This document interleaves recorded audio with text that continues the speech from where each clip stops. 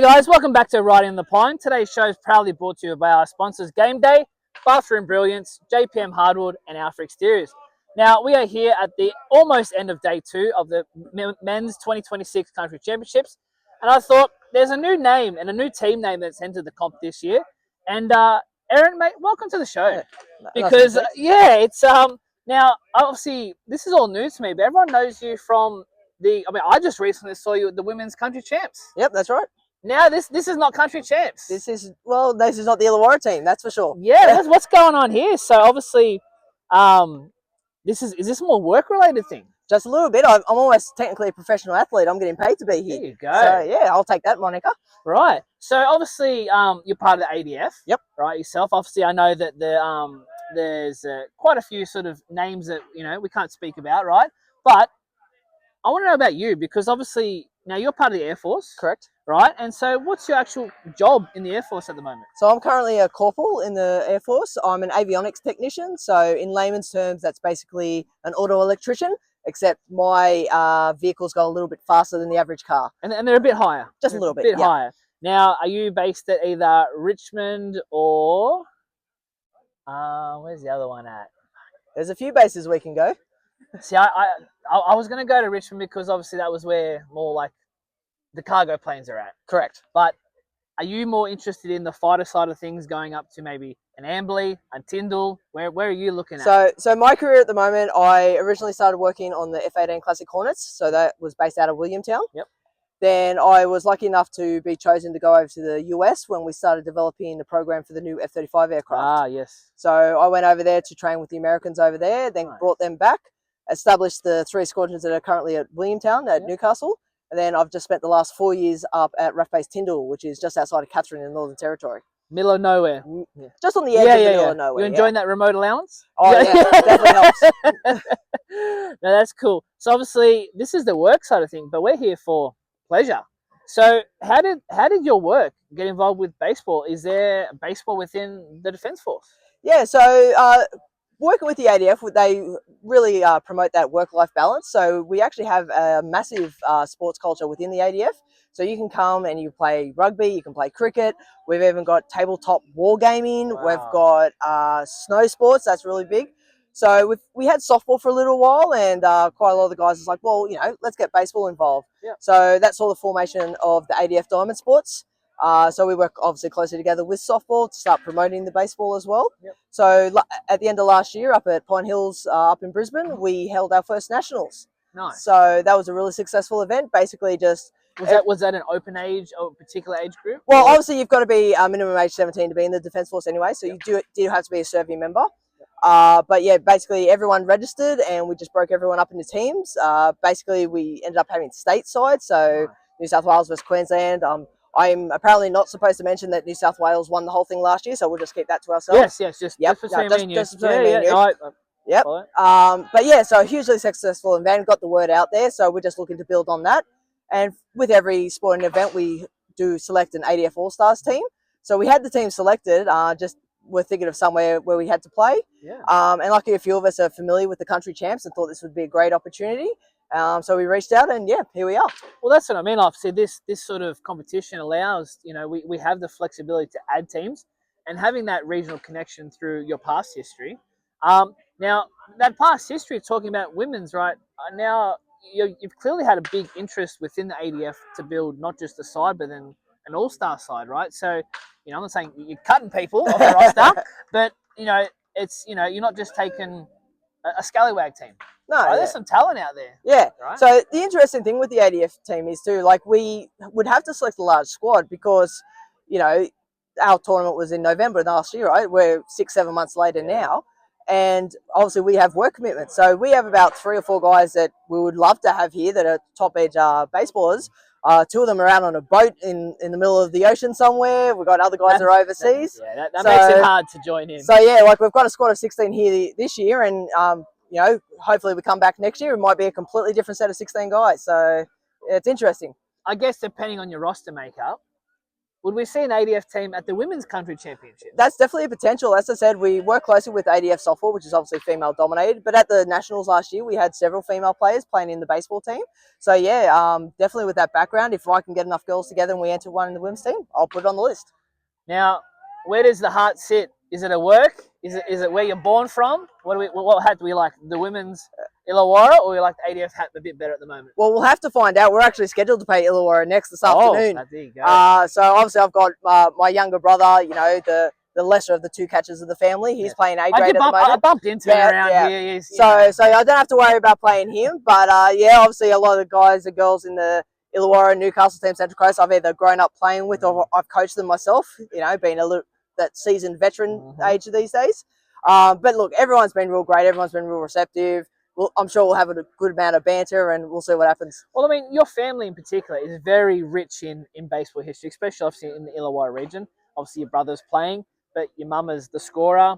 Your dad is the chairman of the board. Is that right? That's correct. Yep. So, you know, it's a really good, deep family history to have. And like, is there any chance of seeing that legacy continue through you or your brother? Oh, well, Mick's got two little girls at the moment. One of them's quite athletic and can definitely hit a ball. So we might see if we can convince her to play baseball. She's a big hockey player at the moment. No, I tell you what, that's hand-eye. You know, there's a bit of running. We can convert that. Yeah. She reckons baseball's a little bit too slow for her. But I reckon we can convince her to play baseball in the off-season. Well, who was I speaking to? I was speaking to someone recently. We were talking about in schools how obviously baseball as we play it, that's not in schools, right? It's T-ball, it's slow stuff. And so I often feel that maybe people who are not, you know, if I'm not directly related to you and coming to you like through under sixes, through under eights, I'm going to come into baseball later in life. Yep. Right? And so, you know, you understand it better. You know, you don't see it as slow as a kid might, right? And like, so how do we potentially get younger people in your opinion, like, because obviously there is a big push for juniors, a junior push in Illawarra. I spoke to Leighton recently, and you know they've got this nice development plan happening. Are you involved in any stage or? So having just moved back to New South Wales, I haven't dipped my finger in too deep at the moment. I'm actually posted down in Nowra, so I'm actually more involved with the Albatross. Yeah, Albatross. Yeah, that's right. Yeah. So I am still Air Force, but I'm actually working with the Navy guys down there on helicopters at the moment. You sure you're not just down at Jervis Bay on the white sandy beaches? Oh, look, you know, the odd weekend, maybe when the weather warms up. Yeah. But yeah, well, so I'm helping the Shellhaven Mariners down there at the moment with their junior season this year. So they're definitely a growing club that could need the help, and we've got little incentives. So obviously, you get the kids involved with T-ball. And you know, isn't all about just, you know, doing the boring basics. You got to make it fun for them, right? You do. Yeah. So you make the games, you make it fun for them, encourage it, get them to come back. You know, I've heard of clubs where they'll have, you know, bring your mate. So if you bring a mate from school to come and play, both of you get half rego off. I'm pretty sure Illawarra last year. Yeah, I was just about to say there was obviously a big sponsorship package by a particular business that I think Chad Blanche. Yeah, I think so. I'm not 100% sure. I wasn't in the area, but yeah. And yeah, they had the sponsorship come on board, and they actually made registration for T-ball free for everyone. Yeah, and it's going this year again. Yeah, I was speaking to Sarah. Yeah. So obviously they're having the come try baseball days. I think it's ages from sixes through to almost 12s or something like that.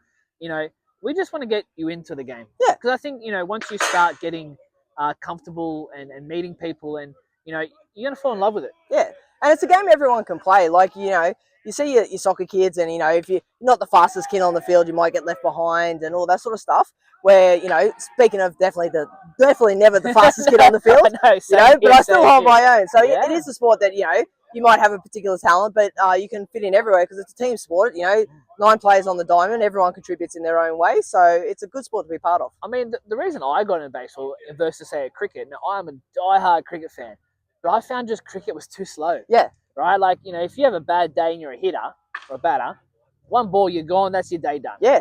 In baseball, it's hit, field, you know, a bit of rotation. I got in indoor cricket because it's the same sort of philosophy as baseball. Everyone hits, everyone bowls, and, you know, you sort of feel like you're investing your time. There's, you're not going to have a bad time at baseball. No. I don't think so. And you always get a second chance. Oh, you do, right? And then that's what, you know, baseball, we know is the old 3 out of 10 is that's dropping, by the way. I'm telling you, that's now 2 out of 10. Yeah. I think it's crazy. But Yes, baseball definitely. I think it's different skills. I think we all sort of see the funny internet videos that say, a baseballer can fit into pretty much every sport, Yeah. but they can't fit into baseball. Yeah, put a baseball in another sport, they'll Right? compete. Yeah. And that for me speaks volumes of the skills that we're learning, not just as for kids and healthy, but just physical skills. Yeah. Right. So, but that's all good. Well, look, now, do you have a favorite MLB team? I'm not big on following MLB teams. I more follow players. Okay. So obviously, the catchers back in the day, I was a big fan of anyone that could do the job behind the plate. Are we talking Molina? Oh yeah, you got to go Molina, right? You got to go Molina. Yeah. But yeah, I just follow players like your Trouts and your Otanis and that sort of stuff. I don't particularly have a favorite team. I don't really have any allegiances to any Americans, although I did live in Boston for a little while, so they might be cranky. Yeah. They're not watching. Yeah, that's right. No. Yeah. But yeah, no, I just enjoy the game when I can. Like, I don't get a lot of chances to watch MLB, so it's only just the highlight reel on YouTube and stuff like that.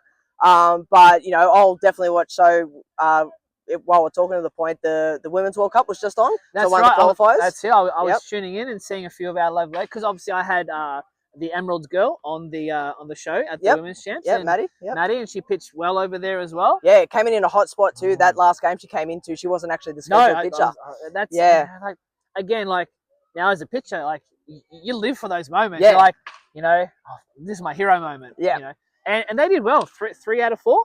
Yeah. So they end up finishing second, so that qualifies them for the World Cup next year. Yep. So yeah, them, US and Canada from that group stage, and then the second group stage I think is being played in about a month's time. Is it crazy that we have to wait 12 months for the next Yeah, stage? I didn't even realise the format had changed. So the World Cup used to be every 2 years, and it was just everyone all in. So I'm not sure what the decision behind splitting it up into 6 groups is. I'm sure there was a reason for it. I'm sure there is. Someone thought it was a good idea, but we get a lot of baseball. But yeah, it is a long time. A lot of stuff can happen in 12 months, and might have a different makeup team. But yeah, I'll be really keen to tune in and see how they go. Well, let's jump into our fun segment. I'll get our cameraman to jump up because our guests sort of know by now. I'm switching up the box because we haven't had much luck with the Topps Chrome. So we're going to go with a Topps Stadium Club series. So obviously every guest on the show, we're going to rip a page, and I want you to sort of hopefully pull a 1 of 1 for me. Yeah. Because I like that thought. Did you collect cards as a kid? Yeah, actually, Dad was more of the collector, so he's still got the old albums of the old original Topps cards and that sort of stuff. So we dabbled a little bit, but haven't opened one of these for a while. Well, let's get into it and see how your luck is. Okay. Let's see if I can open it. Highly technical. Yes. All right. Okay, who are we starting with? Oh, not bad. A Garrett Cole. Not too bad at all. Not bad at all. Out of the Yankees there. They're ace. And again, talking about catches. There you go, Mr. Buster Posey. There we go. A Grayson Rodriguez, a nice player there out of the Orioles. Oh, this looks like a nice one. Oh. The Vlad. The Vlad. Now that's a name. Yeah. Yeah, just bounce the pitch. I'll hit it over the fence. It's all good. I'm sure he played cricket in his day. Oh, definitely. He definitely should have. We have a Willie Adames out of the Giants organization. Braxton. Oh, up and coming rookie there. Jeez, this is not a bad pack. I'll show you. I needed to switch something up because something wasn't working. So Christian Yelich out of Milwaukee. And then Anthony's the last one. Anthony Santander. All right, now that's a great start. Now this makes me excited now. So yeah, let's see if we can top that. All righty. So we're going to start off with Luis Arias. Now this is a dying breed. This guy actually hits above 300. I don't know what's happened to MLB, but it's a question in itself. We have Andrew Benintendi out of the White Sox there. Trey Turner. Now, obviously, he was a bit of a, in the bad books with the public for a while, but, that was a great sort of... Oh, hang on, there's a good one. one. Up. A Pedro Martinez. Now, there's a great card right there. Oh, a Stephen Kwan, a guy that kind of fits into the same Luis mold of a nice, good leadoff hitter, contact hitter. Yeah, baby. Of course you draw that. Of course, a Corey Seager card. That's what I'm talking about. Now Jace Jung.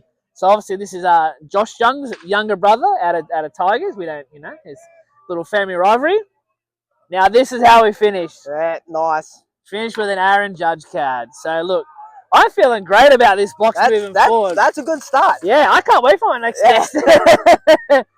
Well, hey, guys, I will kind of wrap us up for today because we need the ADF team to start to get there ready. Yep. Take on a bit of a family feud. Yep. But, Eryn, thanks for coming on the show. No worries, mate. Thanks for having us. No, anytime. And, guys, look, this is, I said, towards the end of day 2 here. Stay tuned for our night shows, our Sunday sort of main team games, plus the finals tomorrow. Thanks to our sponsors at Game Day, Alpha Exteriors, Bathroom Brilliance, and JPM Hardwood. And until next time, take care.